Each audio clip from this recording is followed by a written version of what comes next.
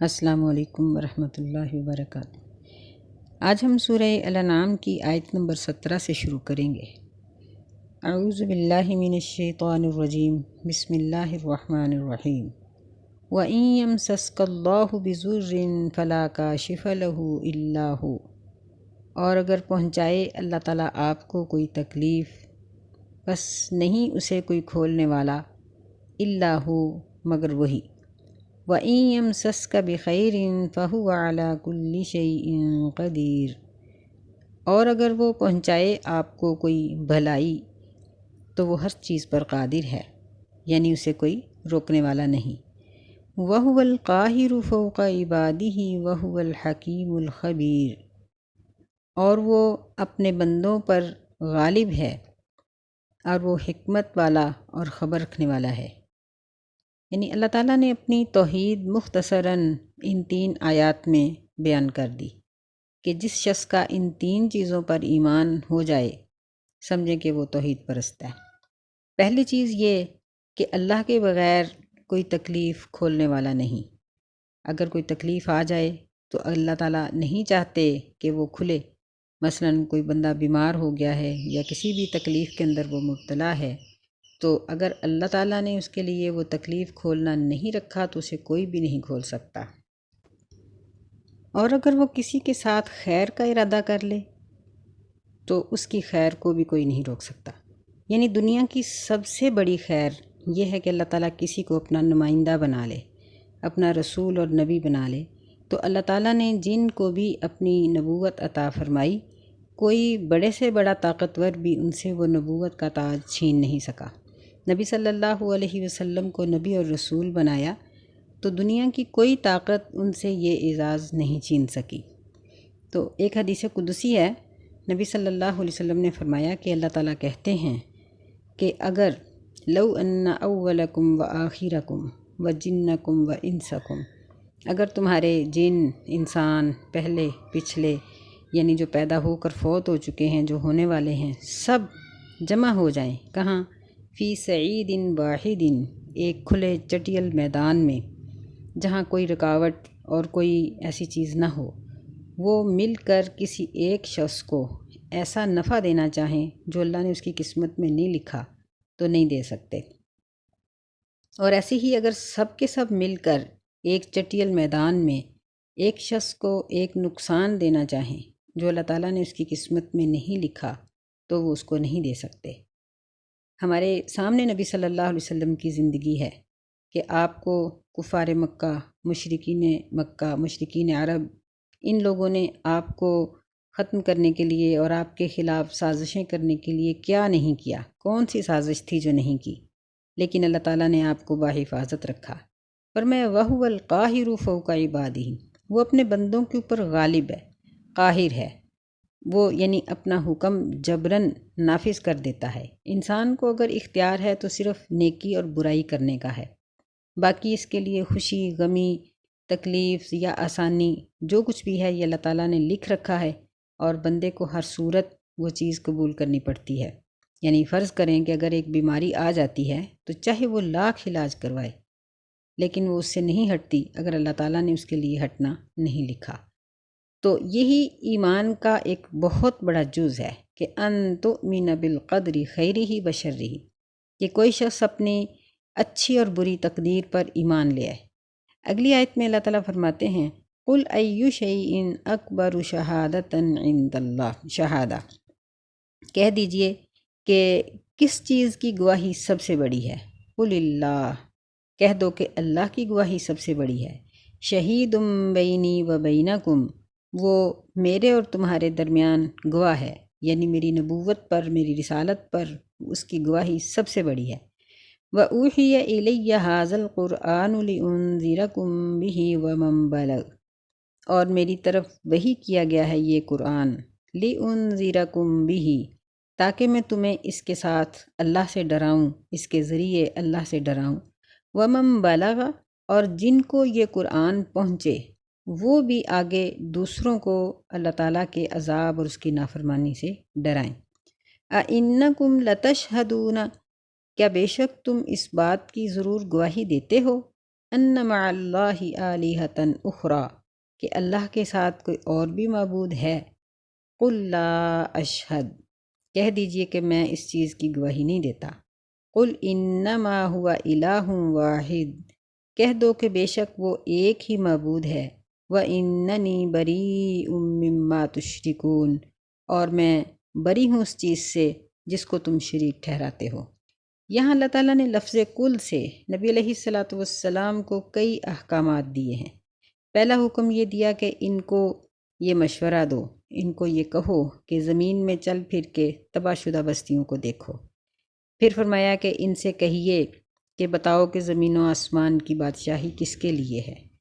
پھر فرمایا کہ ان سے یہ کہیے کہ کیا تم چاہتے ہو کہ میں اللہ کو چھوڑ کے دوسروں کو معبود بنا لوں؟ میں نہیں کر سکتا، کیونکہ ارض و سماوات کا خالق تو اللہ ہے، روزی رساں تو اللہ ہے۔ پھر چوتھی بات یہ کہی کہ ان سے کہہ دو کہ مجھے تو یہ حکم دیا گیا ہے کہ میں سر تسلیم خم کر لوں اور میں شرک نہ کروں۔ پانچویں بات اللہ تعالیٰ نے یہ فرمائی کہ ان سے کہہ دو کہ بے شک میں اللہ کی نافرمانی کرنے کے وقت بڑے دن کے عذاب سے ڈرتا ہوں، یعنی جو نافرمانی کرے گا اس پر بڑے دن کا، قیامت کا عذاب آ جائے گا۔ پھر یہ ایسے موقع پر جب ان لوگوں نے، مشرکین نے، نبی صلی اللہ علیہ وسلم کو یہودیوں کے انکار کرنے کی وجہ سے یہ طعنہ دیا کہ اب بتاؤ کہ اب تمہاری گواہی کون دے گا، یعنی ہم تو تمہارے منکر تھے ہی، لیکن اب مدینہ کے لوگوں نے بھی آپ کا انکار کر دیا ہے۔ تو اللہ تعالیٰ نے یہ چھٹی بات نبی علیہ السلام کو کہی کہ ان سے کہہ دیجئے کہ کس کی گواہی کو سب سے بڑا سمجھتے ہو۔ ظاہر ہے کہ مشرک بھی اللہ تعالیٰ کو بڑا معبود سمجھتے تھے، اس لیے اللہ ہی کی گواہی سب سے بڑی تھی۔ تو فرمایا کہ وہی اللہ میرے اور تمہارے درمیان گواہ ہے کہ اسی نے میری طرف اس قرآن کو وحی کیا ہے، اور اس کا مقصد یہ ہے کہ میں تمہیں اللہ کی نافرمانی سے ڈراؤں۔ پھر یہ فرمایا کہ 7ویں نمبر پر کہ ان سے پوچھو کہ کیا تم اللہ کے سوا کسی اور کو معبود سمجھتے ہو؟ میں اس چیز کی گواہی نہیں دیتا، بلکہ میں اس بات کی گواہی دیتا ہوں کہ اللہ ایک ہے اور میں تمہارے شرک سے بری ہوں۔ یعنی ان 7 جملوں میں اللہ تعالیٰ نے توحید کے بیان کو مکمل فرمایا، اور آگے یہ بات ذکر کی، الذین آتیناہم الکتاب یعرفونہ کما یعرفون ابناءہم، کہ وہ لوگ جن کو ہم نے کتاب دی ہے وہ اس کو پہچانتے ہیں جس طرح وہ اپنے بیٹوں کو پہچانتے ہیں۔ یعنی نبی صلی اللہ علیہ وسلم کے اوصاف تورات، زبور، انجیل میں اور سب سے زیادہ زبور میں ذکر ہوئے تھے۔ آپ کی شکل و صورت، آپ کا قد مبارک، آپ کا طریقہ گفتگو، پھر آپ صدقہ نہیں کھائیں گے، تحفہ قبول کریں گے، آپ کی مہر نبوت کا ذکر، آپ کی جنگوں کا ذکر، آپ کے صحابہ کی تعداد، آپ کے غزوات کی تعداد، نبی علیہ السلام کی ہجرت کا ذکر، یہ تمام ذکر ان کی کتابوں میں موجود تھے کہ وہ نبی ایسے کرے گا اور ایسے کرے گا۔ تو فرمایا کہ یہ تو نبی صلی اللہ علیہ وسلم کو شک کی بنا پر نہیں چھوڑ رہے، بلکہ یہ آپ پر پورا یقین رکھتے ہیں کہ آپ اللہ کے نبی ہیں۔ صرف ان کے دلوں میں ایک بغاوت ہے کہ کیا ہم اپنی حکومت اور بادشاہت چھوڑ کر اس کو اپنا حاکم مان لیں اور اپنی من مانی چھوڑ کر اس کے پیچھے لگ جائیں۔ بس صرف اس انا نے ان کو تباہ کر دیا۔ فرمایا الذین خسروا انفسهم فهم لا یؤمنون، کہ جن لوگوں نے اپنے آپ کو گھاٹے میں ڈالا وہ ایمان نہیں لاتے، یعنی جو ایمان نہیں لاتے وہ سراسر گھاٹے اور خسارے میں ہیں۔ وَمَنْ أَظْلَمُ مِمَّنِ افْتَرَىٰ عَلَى اللَّهِ كَذِبًا أَوْ كَذَّبَ بِآيَاتِهِ، اور کون زیادہ ظالم ہے اس شخص سے جو باندھتا ہے اللہ تعالیٰ پر جھوٹ، او کذب بآیاتہ، یا اس کی آیتوں کو، اس کی نشانیوں کو جھٹلاتا ہے۔ انہ لا یفلح الظالمون، بے شک ظالم فلاح نہیں پاتے۔ یعنی اللہ پہ جھوٹ باندھنا، یعنی اس کا مطلب یہ ہے کہ اپنی طرف سے من گھڑت مسائل، من گھڑت باتیں بنانا اور کہنا کہ قرآن میں یہ ہے، اللہ نے یہ کہا ہے، اللہ کا نبی ہمیں یہ حکم دے کے گیا ہے، یا وہ کہتے تھے اپنے انبیاء کے بارے میں کہ موسیٰ علیہ السلام نے ہمیں یہ حکم دیا ہے، عیسیٰ علیہ السلام ہمیں یہ کہہ کر گئے تھے، ان کی یہ تاکید تھی۔ یا مسلمان اس طرح کہتے ہیں کہ من پسند باتیں کر کے کہتے ہیں کہ قرآن میں یہ ہے، کیونکہ سارے لوگ قرآن تو نہیں پڑھے ہوئے، جو نہیں پڑھا ہوا وہ تو کہے گا کہ قرآن میں ہے، جو پڑھا ہوا ہے اسی کو پتہ ہے کہ قرآن میں یہ بات ہے اور یہ نہیں ہے۔ یہ اللہ تعالیٰ کے اوپر ایک بہت بڑا جھوٹ ہوتا ہے۔ وَكَذَّبَ بِآيَاتِي، یعنی نبی صلی اللہ علیہ وسلم کی زندگی میں اللہ تعالیٰ نے آپ کو بہت سے معجزات دیے، ہر معجزہ اللہ کی ایک نشانی تھی۔ پھر اللہ تعالیٰ نے فرمایا کہ وفی انفسکم، انسان کا اپنا نفس اللہ کی وحدانیت کا زبردست گواہ ہے۔ پھر اپنے معاشرے میں، اپنی اس دنیا میں ہر چیز اللہ کی وحدانیت کی گواہی دے رہی ہے، لیکن اگر کوئی شخص ان تمام گواہیوں کو عبرت کی نگاہ سے نہیں دیکھتا تو فرمایا کہ یہی تو ظالم ہے اور یہ فلاح نہیں پائیں گے۔ پھر مشرکین کا یہ کہنا تھا کہ ہمیں لات اور عزا اور یہ ہمارے معبود چھڑا لیں گے۔ اللہ تعالیٰ نے فرمایا کہ یہ تمہیں کس طرح چھڑائیں گے؟ اس دن تو اس قدر ہیبت ہوگی کہ کوئی کسی کے کام ہی نہیں آ سکے گا۔ وَيَوْمَ نَحْشُرُهُمْ جَمِيعًا، اور جس دن ہم ان سب کو اکٹھا کریں گے۔ ثُمَّ نَقُولُ لِلَّذِينَ أَشْرَكُوا، پھر ہم ان لوگوں کو کہیں گے جنہوں نے شرک کیا، أَيْنَ شُرَكَاؤُكُمُ الَّذِينَ كُنتُمْ تَزْعُمُونَ، تمہارے شریک کہاں ہیں جن کو تم گمان کرتے تھے؟ یعنی دنیا میں جو تم نے اپنے معبود بنا رکھے تھے وہ آج کہاں ہیں؟ ثم لم تکن فتنتهم، پھر ان کی کوئی ابھی آزمائش بھی نہیں ہوگی، الا ان قالوا واللہ ربنا ما كنا مشرکین، مگر وہ کہہ دیں گے کہ اللہ کی قسم اے ہمارے رب ہم تو مشرک تھے ہی نہیں۔ یعنی اس قدر اللہ تعالیٰ کی ہیبت ہوگی کہ لوگ اپنے شرک سے ہی انکار کر دیں گے اور کہیں گے کہ ہم نے تو کوئی شرک کیا ہی نہیں، حالانکہ ابھی انہیں کوئی سزا اور کوئی ان کو عذاب نہیں دیا جا رہا۔ فرمایا انظر کیف کذبوا علی انفسہم وضل عنہم ما کانوا یفترون، دیکھو کہ وہ کس طرح اپنے آپ پر جھوٹ بول دیں گے اور ان سے وہ چیز جو وہ جھوٹ باندھا کرتے تھے وہ گم ہو جائے گی، یعنی ان معبودوں کا تصور اور ان کا خیال اور ان کی جو ایک امید تھی سب چیزیں ختم ہو جائیں گی۔ یہ لوگ آج بھی مسلمانوں کو اسی طرح اپنی باتوں سے اندھا کیے ہوئے ہیں، اور حیرت کی بات ہے کہ بڑے بڑے پڑھے لکھے لوگ ان کے چنگل میں پھنسے ہوئے ہیں۔ ایک مرتبہ میرے ساتھ بھی ایسے ہی ہوا، میں اپنا واقعہ آپ کو بتاتی ہوں کہ میں اس طرح کسی جگہ پر موجود تھی، ڈاکٹر ایک لیڈی ڈاکٹر تھی اس کے پاس، تو کسی مریض کے ساتھ میں گئی تھی، تو وہاں کچھ لوگ اس طرح کے بیٹھے تھے جو کسی تنظیم کی خواتین تھی، میں ان کو نہیں جانتی تھی۔ ان کے ساتھ جب میری بات ہوئی تو میں نے ان سے پوچھا کہ آپ کا یعنی آپ کیا کرتی ہیں؟ وہ کہنے لگیں کہ آپ ہماری تنظیم میں شامل ہونا چاہتی ہیں۔ میں نے پوچھا کہ آپ کی تنظیم کیا ہے، کیا کرتی ہیں آپ؟ کہنے لگی کہ ہم درود پاک جمع کرتے ہیں۔ میں نے کہا کہ وہ کس طرح؟ کہنے لگیں کہ اس طرح ہم روزانہ لوگوں کو کہتے ہیں کہ اتنی دفعہ پڑھو، تو لوگ پھر پڑھ کے ہمیں جمع کروا دیتے ہیں۔ ظاہر بات ہے کہ وہ اس کے ساتھ کوئی چندے وندے کا بھی ہوگا، کوئی چکر۔ بہرحال اس نے میرے ساتھ درود کی بات کی۔ میں نے کہا پھر آپ جمع کر کے کیا کریں گی؟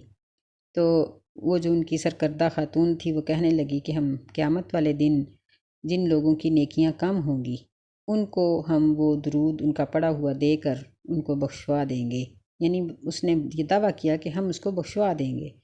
میں نے کہا کہ قیامت والے دن آپ کو کیسے پتہ چلے گا کہ آپ کو درود دینے والے لوگ کون ہیں، کن کن نے آپ کے پاس درود جمع کروایا؟ تو وہ مجھے کہنے لگی کہ ہمارے پاس ایک رجسٹر ہوگا جس میں ہم نے سب کے نام لکھے ہوں گے، اور ہم ان ناموں سے ان درود جمع کرانے والوں کو بلائیں گے اور ان کو ہم نیکیاں دیں گے۔ میں نے کہا لوگوں کو کیسے پتہ چلے گا کہ آپ کہاں ہیں؟ کہنے لگی کہ ہم ایک درخت کے نیچے ہوں گے اور لوگ ہمیں دیکھیں گے۔ میں نے اسے یہ جواب دیا، میں نے کہا کہ اللہ تعالیٰ تو قرآن مجید میں یہ کہتے ہیں کہ جب قیامت آئے گی تو ہر چیز تباہ ہو جائے گی، کچھ بھی باقی نہیں رہے گا، حتیٰ کہ زمین اپنی شکل بدل دے گی، اس کی یہ کھائیاں اور اس کی یہ گھاٹیاں سب ختم ہو جائیں گی، تو تمہارا وہ درخت اور تمہارا وہ رجسٹر کہاں سے آئے گا؟ تو مجھے آگے سے جواب دینے لگی کیوں درخت کیوں؟ جنت ہری بھری ہوگی درختوں سے، تم کیسے کہتی ہو کہ درخت نہیں ہوں گے؟ میں نے اسے یہ جواب دیا کہ دیکھیں جب جنت میں چلے جائیں گے تو پھر آپ سے درود حاصل کرنے کی ضرورت کیا پڑے گی؟ اتنی دیر میں ہماری مجلس ختم ہو گئی۔ تو دیکھیے کہ یہ مشرک لوگ دوسروں کو کس کس طرح سے جھانسا دیتے ہیں۔ تعجب کی بات ہے کہ یہ لوگ کس طرح سے سادہ لوگ اور عام قسم کے جو لوگ ہوتے ہیں جو دین کا علم نہیں رکھتے ان کو پھنسا لیتے ہیں پھر وہ بیچارے ساری زندگی انہی کو دے دے کے پیسے اپنی جیبیں خالی کرتے رہتے ہیں، صرف اس غرض سے کہ قیامت والے دن ہمیں یہ مل جائیں گے، حالانکہ یہ سراسر دھوکہ ہے۔ یہ دیکھیے کہ ان آیات میں اللہ تعالیٰ یہی بات ذکر کر رہے ہیں کہ ابھی تو ان کی کوئی آزمائش بھی نہیں ہوئی ہوگی، صرف اللہ کی ہیبت کی وجہ سے ہی وہ کہہ دیں گے کہ واللہ ربنا ما کننا مشرکین، کہ ہم تو مشرک ہی نہیں تھے۔ اور اللہ تعالیٰ فرماتے ہیں کہ دیکھو کہ یعنی تعجب کی بات ہے، کیف کذبوا علی انفسہم، کس طرح انہوں نے اپنے آپ پر جھوٹ بول لیا، وضل عنہم ما کانوا یفترون، اور جو یہ دنیا میں جھوٹ باندھتے رہے تھے، جو جھوٹے معبود بنا رکھے تھے، وہ سب ان سے غائب ہو چکے ہیں۔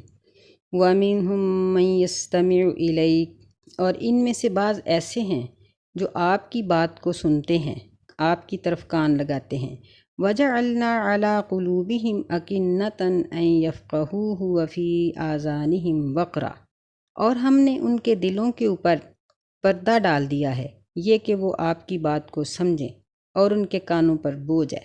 یعنی یہ قرآن کی تعلیم یہ غلیظ دلوں میں اور غلیظ کانوں میں نہیں آتی، بلکہ اس کے لیے اپنا عقیدہ، اپنا دل بندے کو صاف کر لینا چاہیے، اور جب تک وہ پوری صفائی اور پوری توجہ کے ساتھ اللہ تعالیٰ کی طرف نہیں آتا، اس وقت تک قرآن اس کو فائدہ نہیں دیتا۔ وَإِن يَرَوْا كُلَّ آيَةٍ لَا يُؤْمِنُوا بِهَا، اور اگر وہ ہر نشانی بھی دیکھ لیں تو اس پر ایمان نہیں لائیں گے۔ حَتَّى إِذَا جَاءُوكَ يُجَادِلُونَكَ يَقُولُ الَّذِينَ كَفَرُوا إِنْ هَٰذَا إِلَّا أَسَاطِيرُ الْأَوَّلِينَ، یہاں تک کہ وہ آپ کے پاس آتے ہیں، یجادلونک، آپ سے جھگڑتے ہیں، بحث کرتے ہیں۔ یقول الذین کفروا، جن لوگوں نے کفر کیا وہ کہتے ہیں، ان ھذا الا اساطیر الاولین، کہ نہیں ہیں یہ مگر پہلے لوگوں کی کہانیاں، یعنی وہ بالآخر قرآن کو کہانی کہہ کر وہ نکل جاتے ہیں۔ حالانکہ کہانی اور قرآن مجید کے واقعات میں بہت فرق ہے۔ کہانیوں میں اور قصوں کے اندر ہمیشہ اس واقعہ کا جو خوشنما پہلو ہوتا ہے اس کو اجاگر کیا جاتا ہے، بہت اس کو وسعت دی جاتی ہے، بہت لمبا چوڑا بیان کیا جاتا ہے، جبکہ قرآن مجید میں جتنے بھی واقعات ہیں ان کے صرف عبرت کے پہلو ہیں۔ سیدنا یوسف علیہ السلام کا واقعہ ہی لگا لیجئے، پوری سورت پڑھ کے دیکھ لیں، آپ کو کہیں یہ چیز نہیں ملے گی کہ یوسف علیہ السلام کی خوبصورتی کا تذکرہ ہو، ان کے قد کاٹھ کا تذکرہ ہو، حالانکہ یہ بہت خوبصورت تھے، ان کی جوانی کا تذکرہ ہو، یا ان کی یعنی اچھی صلاحیتیں تھیں جو ایک جوان آدمی میں ہوتی ہیں، ان کا تذکرہ ہو، تو پھر یہ قرآن قصہ اور کہانی کس طرح ہو سکتا ہے؟ قرآن صرف عبرت کے پہلو بیان کرتا ہے، یہ قصہ اور کہانی نہیں ہے۔ فرمایا وَهُمْ يَنْهَوْنَ عَنْهُ وَيَنْأَوْنَ عَنْهُ، اور وہ دوسروں کو اس قرآن سے روکتے ہیں اور خود بھی اس سے رک جاتے ہیں۔ وَإِن يُهْلِكُونَ إِلَّا أَنفُسَهُمْ وَمَا يَشْعُرُونَ، اور وہ نہیں ہلاک کرتے اپنے آپ مگر اپنے ہی آپ کو، اور وہ نہیں سمجھتے۔ یعنی مشرکین کی ایک بہت بڑی برائی یہ تھی کہ یہ لوگوں کو روکتے تھے اور خود بھی رک جاتے تھے۔ تو توجہ کے قابل ہے یہ آیت کہ ہم اپنے معاشرے کے ان لوگوں کو دیکھیں جو آج بھی دین کا کام کرنے سے روکتے ہیں، کسی بچے کو کسی مدرسے میں داخل کرنے سے روکتے ہیں، کوئی اگر ان کے خاندان کی خاتون پردہ کر لیتی ہے، برقع پہن لیتی ہے تو اس کو روکتے ہیں، کوئی اگر مرد داڑھی رکھ لیتا ہے تو اس کو روکتے ہیں، اگر کوئی ٹخنے ننگے کر لیتا ہے تو اس کو روکتے ہیں، کاروبار چھوڑ کے کوئی نماز پڑھنے چلا جاتا ہے تو اس کو روکتے ہیں۔ سوچئے کہ ان لوگوں کا کیا حال ہوگا، ان کا شمار کن میں ہوگا؟ تو بہتر بات یہ ہے کہ نیکی کرنے کی کوشش کرنی چاہیے، نیکی سے نہ کسی کو روکنا چاہیے نہ خود رکنا چاہیے۔ فرمایا یہ تو ہلاکت ہے۔ وَإِن يُهْلِكُونَ إِلَّا أَنفُسَهُمْ، اور وہ نہیں ہلاک کرتے مگر اپنے آپ کو ہی، وَمَا يَشْعُرُونَ، اور وہ نہیں سمجھتے، یعنی ابھی ان کی سمجھ سے یہ بات باہر ہے۔ در حقیقت یہ اپنے آپ کو روکنے کی وجہ سے اور رک جانے کی وجہ سے ہلاکت میں ڈال رہے ہیں۔ وَلَوْ تَرَىٰ إِذْ وُقِفُوا عَلَى النَّارِ، اور کاش کہ تو دیکھے جب وہ کھڑے کیے جائیں گے جہنم کے کنارے، آگ پر کھڑے کیے جائیں گے، فَقَالُوا يَا لَيْتَنَا نُرَدُّ وَلَا نُكَذِّبَ بِآيَاتِ رَبِّنَا، بس وہ کہیں گے کہ اے کاش نرد، ہم دنیا میں لوٹا دیے جائیں، ولا نکذب بآیات ربنا، اور ہم اپنے رب کی آیات کو کبھی بھی نہ جھٹلائیں، ونکون من المؤمنین، اور ہم ایمان لانے والوں میں سے ہو جائیں، یعنی اللہ تعالیٰ سے یہ بات، یہ آرزو کریں گے کہ اے اللہ ہمیں ایک مرتبہ دنیا میں لوٹا دے، ہم لوٹ کر جائیں گے اور تیری سراسر اطاعت کریں گے اور کبھی بھی ہم تیری نافرمانی نہیں کریں گے۔ اللہ تعالیٰ فرماتے ہیں بل بدا لہم ما کانوا یخفون من قبل، بلکہ ان کے لیے وہ چیز ظاہر ہو چکی ہے جس کو وہ اس سے پہلے چھپائے پھرتے تھے۔ وَلَوْ رَدُّوا لَعَادُوا لِمَا نُهُوا عَنْهُ وَلَوْ رُدُّوا لَعَادُوا لِمَا نُهُوا عَنْهُ وَإِنَّهُمْ لَكَاذِبُونَ، اور اگر ان کو دنیا میں لوٹا دیا جائے تو یہ ضرور لوٹ آئیں گے لِمَا نُهُوا عَنْهُ، جس سے ان کو منع کیا گیا تھا، اور بے شک یہ جھوٹے ہیں۔ یعنی یہ جو کہہ رہے ہیں کہ ہم جا کر دوبارہ دنیا میں نافرمانی نہیں کریں گے، یہ دراصل بھید کھل جانے کی وجہ سے، ان کی برائیاں اور ان کا جو اندر کا حال تھا وہ لوگوں کے سامنے آ جانے پر ان کو شرمندگی ہو رہی ہے، اس لیے یہ بات کہہ رہے ہیں اگر یہ دوبارہ چلے جائیں دنیا میں تو یہ وہی کچھ کریں گے جو کرتے آئے ہیں۔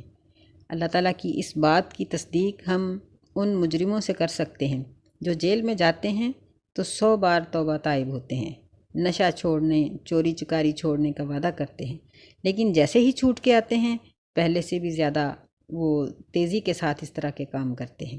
یعنی ان لوگوں کے دلوں کے اندر ہی زنگ ہوتا ہے جس کو اللہ دیکھ رہا ہے، ہم نہیں دیکھ سکتے، اس لیے اللہ تعالیٰ فرماتے ہیں کہ ان کے دلوں میں اس قدر زنگ ہے، اس قدر ان کے دل سیاہ ہو چکے ہیں کہ یہ دنیا میں دوبارہ بھی بھیج دیے جائیں تو کبھی بھی نیکی نہ کریں۔ وَقَالُوا إِنْ هِيَ إِلَّا حَيَاتُنَا الدُّنْيَا وَمَا نَحْنُ بِمَبْعُوثِينَ۔ اب ان کی موجودہ حالت یہ ہے کہ یہ کہتے ہیں وقالو، اور انہوں نے کہا کہ ان ہی نہیں ہے یہ مگر ہماری دنیا کی زندگی، وما نحن بمبعوثین، اور ہم دوبارہ اٹھائے جانے والے نہیں ہیں۔ یعنی جب یہ دنیا میں تھے تو اس وقت کہتے تھے کہ صرف یہ دنیا کی زندگی ہی ہے، آخرت کو نہیں مانتے تھے، یا وہ مسلمانوں میں سے آخرت کا خیال رکھنے والے تو تھے کہ آخرت ہے، اس بات کو مانتے تھے، لیکن اس کے لیے تیاری نہیں کرتے تھے، تیاری صرف دنیا کے لیے کی، دنیا کی خاطر نماز چھوڑی، دنیا کی خاطر رمضان المبارک کے روزے چھوڑ دیتے ہیں، دنیا کی خاطر اپنی صحت اور اپنی شکل و صورت کو سنوارنے کی خاطر وہ راتوں کا قیام چھوڑ دیتے ہیں، حج نہیں کرتے کہ دنیا کی جو ہماری آسائشیں ہیں وہ پوری نہیں ہو رہی، دنیا کی خواہشات پوری نہیں ہو رہی، ساری زندگی دنیا کو کمانے کے لیے اور دنیا کو بنانے کے لیے ہی گزر جاتی ہے، حتیٰ کہ موت آ جاتی ہے۔ فرمایا وَلَوْ تَرَىٰ إِذْ وُقِفُوا عَلَىٰ رَبِّهِمْ، اور کاش کہ تو ان کو دیکھے جب وہ اپنے رب کے سامنے کھڑے کیے جائیں گے۔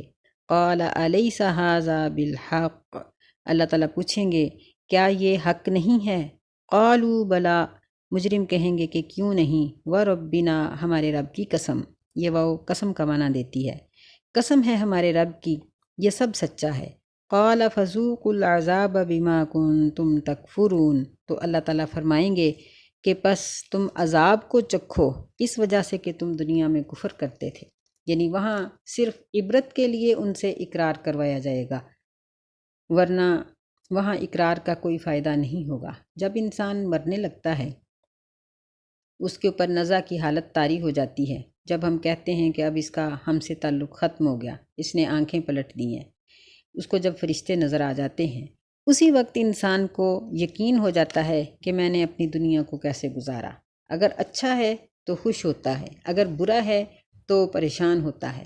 نبی صلی اللہ علیہ وسلم نے فرمایا کہ جان میت کی نکل جاتی ہے، اس کو جنت کے فرشتے لے جاتے ہیں یا جہنم کے فرشتے لے جاتے ہیں، ہماری نظر میں وہ ایک خاموش ہے، لیکن اس کی حالت اور کیفیت اسی طرح کی ہوتی ہے کہ جس طرح ہمارے پاس سونے والا شخص خواب دیکھ رہا ہے لیکن ہم نہیں سمجھتے کہ یہ کیا دیکھ رہا ہے، حالانکہ وہ پورا منظر دیکھ رہا ہوتا ہے۔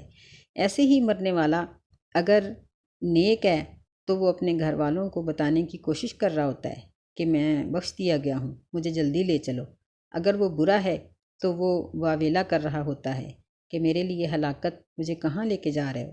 نبی علیہ الصلاۃ والسلام نے فرمایا کہ اس کے اہل خانہ اس کو نہلاتے ہیں، کفن پہناتے ہیں، جنازہ پڑھتے ہیں، لے کے جاتے ہیں، قبر میں دفن کرتے ہیں، اور وہ یا خوشی میں ہوتا ہے یا دکھ میں ہوتا ہے۔ پھر جب اس کو دفن کرنے کے بعد واپس جاتے ہیں تو ان کے قدموں کی آہٹ بھی سن رہا ہوتا ہے، لیکن چونکہ اس کا وہ نفس مردہ ہو چکا، اس کا جسم مردہ ہو چکا ہوتا ہے، جس کی وجہ سے وہ ہمیں بتا نہیں سکتا اور ہم اس کی آواز کو سن نہیں سکتے۔ بہرحال انسان کو اپنے مرتے ہی پورا شعور حاصل ہو جاتا ہے، لیکن وہ وقت اللہ تعالیٰ کے سامنے رجوع اور توبہ کا نہیں ہوتا، اس وقت کی توبہ اللہ قبول نہیں کرتے۔ اس لیے ضروری ہے کہ ہم اپنی اس زندگی اور اس صحت میں اللہ کے سامنے توبہ کریں، اپنی نمازوں کو مکمل کریں، اپنے فرائض کو مکمل کریں، رمضان المبارک کے کم از کم روزوں کو مکمل کریں، اپنی زکوٰۃ کو مکمل کریں، اپنا اگر ہمارے پاس دولت ہے تو حج ادا کریں، تاکہ ہم اللہ کے ہاں ایک مسلمان ہونے کی حیثیت سے، ایک مسلمان کی شکل میں ہم اللہ تعالیٰ کے سامنے حاضر ہو سکیں۔ اللہ تعالیٰ ہمیں برے انجام سے بچائے اور اچھے انجام سے ہمیں ہمکنار کرے۔ ربنا اغفر لنا ولإخواننا الذين سبقونا بالإيمان ولا تجعل في قلوبنا غلا للذين آمنوا ربنا إنك رؤوف رحيم۔ آمین یا رب العالمین۔ السلام علیکم ورحمۃ اللہ وبرکاتہ۔